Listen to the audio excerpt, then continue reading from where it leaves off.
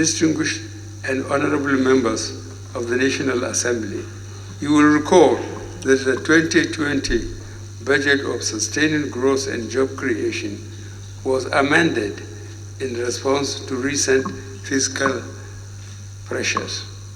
I am glad to report that these efforts enabled us to effectively respond to the public health challenges of coronavirus outbreak and moderate the economic impact. Pursuant to our revised assumptions, the amended 2020 budget was based on a benchmark oil price of 28 United States dollars per barrel, oil production of 1.8 million barrels per day, and exchange rate of 360 naira to 1 United States dollar.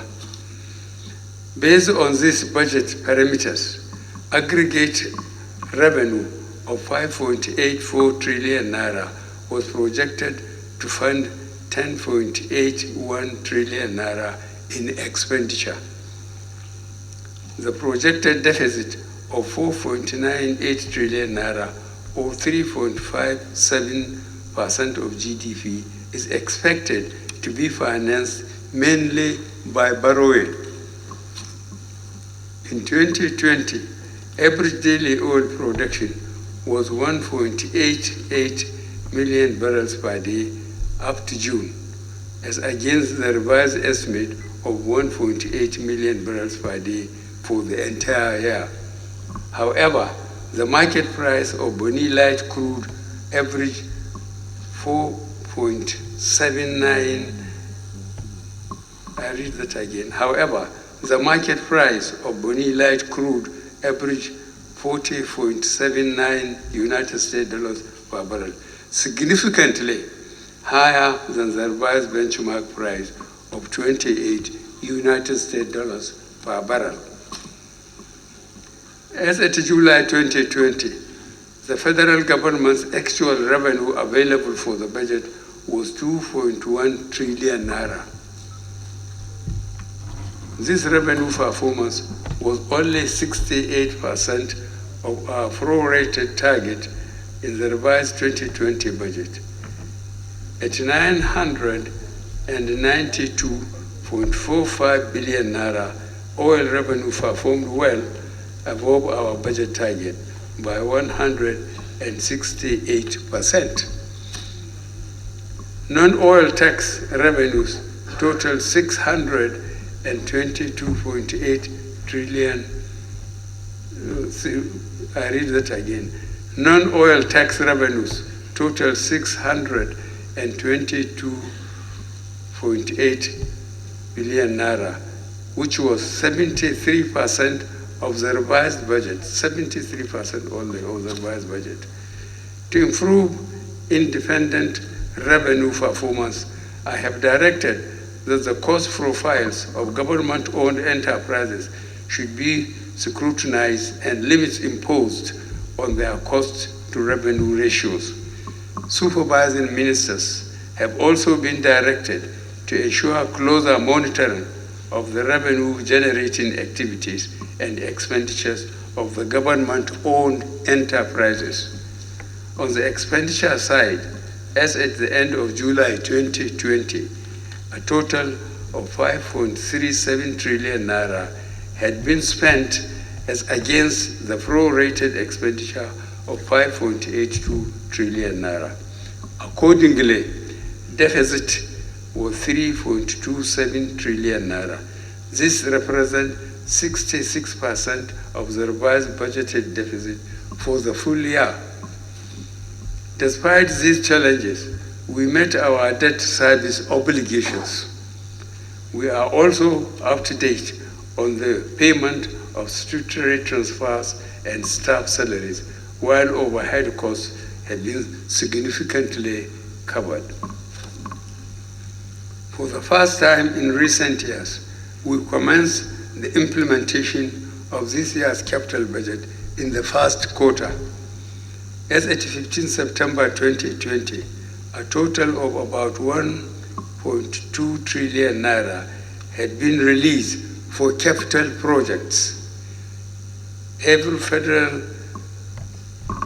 MDA, that's ministries, departments, and agencies, has received at least 50% of its 2020 capital expenditure budget in line with my earlier directives. Let me emphasize that revenue generation remains our major challenge.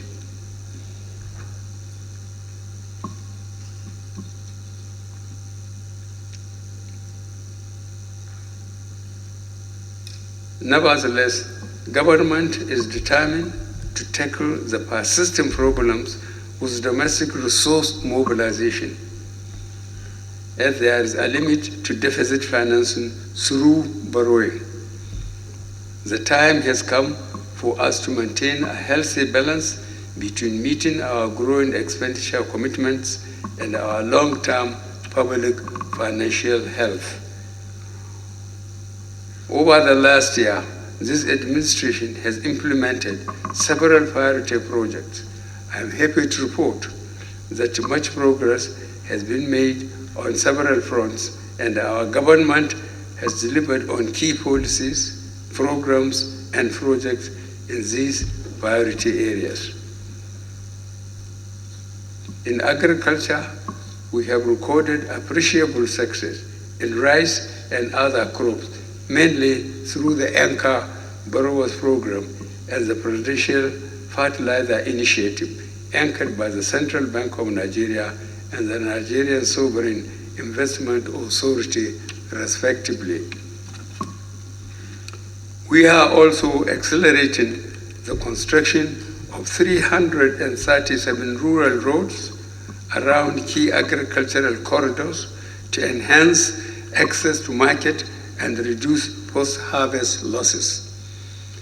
These efforts have reduced the adverse impact of coronavirus on our food availability, prices, and security.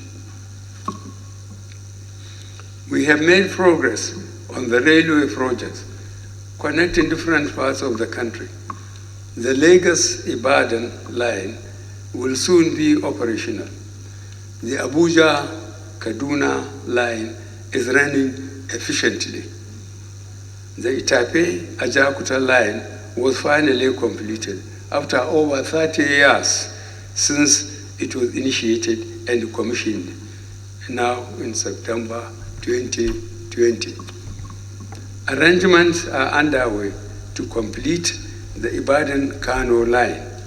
Also, work will soon commence on the Port Harcourt to Maiduguri line and Calabar-Lagos coastal line, which will connect the southern and southeastern states to the north, and the south-south as well as southeast to the north and southwest, respectively. The second Niger Bridge is at about 46% completion.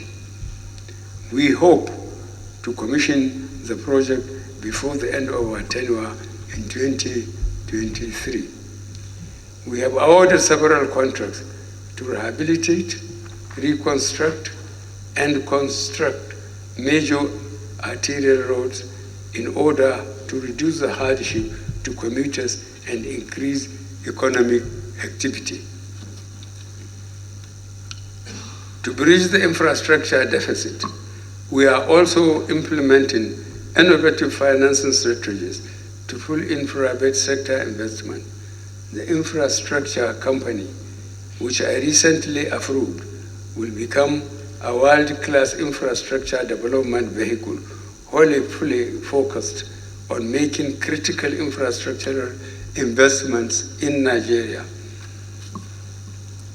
This infrastructure company will raise funding from the Central Bank of Nigeria, the Nigeria Sovereign Investment Authority, the Africa Finance Corporation pension funds, as well as local and foreign private sector development financiers.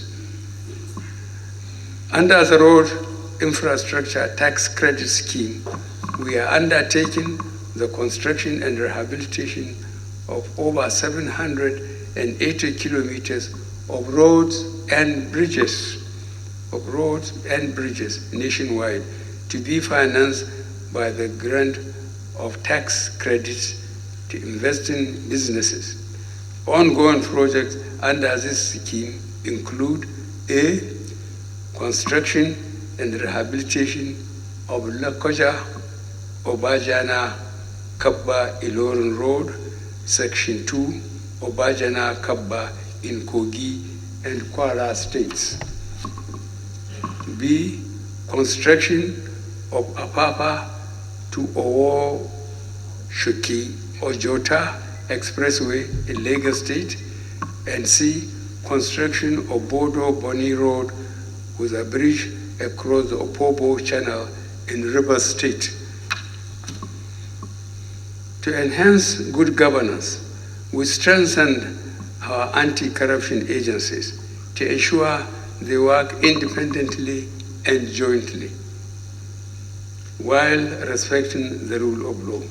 We have also worked to address emerging cases of insecurity and insurgency nationwide with innovative approaches.